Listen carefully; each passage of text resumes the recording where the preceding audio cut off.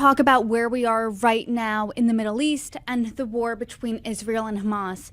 The United States has been optimistic now for a couple of weeks that we are closer and closer to a ceasefire deal. However, last week, 6 hostages, including an American citizen, Hirsch Goldberg, Poland, were killed in Gaza.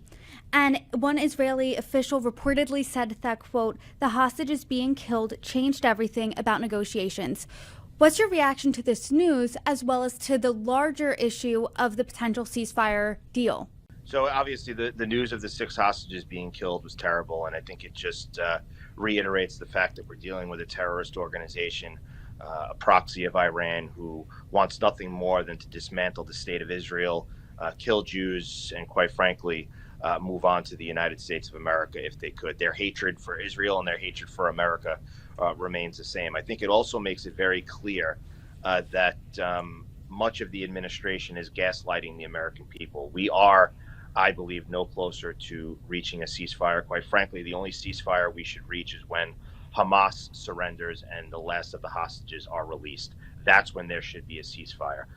Even, I believe, Prime Minister Netanyahu said either late last night or early this morning that he agreed that they were no closer to a ceasefire. I mean, you have Hamas murdering at point blank range 6 hostages.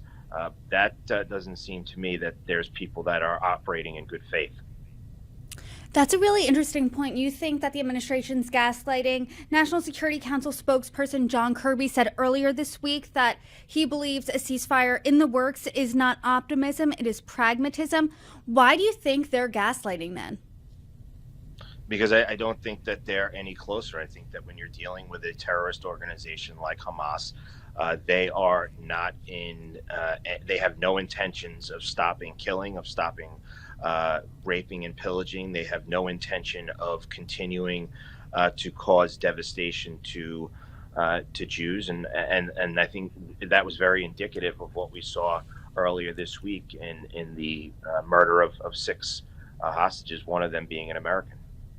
That was really heartbreaking news, obviously, especially the fact that one of the hostages was an American citizen. President Biden said point blank he does not believe Benjamin Netanyahu, the Prime Minister of Israel, is doing enough to bring the hostages home. What do you make of his characterization of that, A? And B, do you think Netanyahu's doing enough? Well, for someone who has spent the last 16 days on a beach in Delaware to criticize anyone of doing the job that they should be doing, I think is quite laughable. I think Prime Minister Netanyahu probably has one of the toughest jobs in the world right now.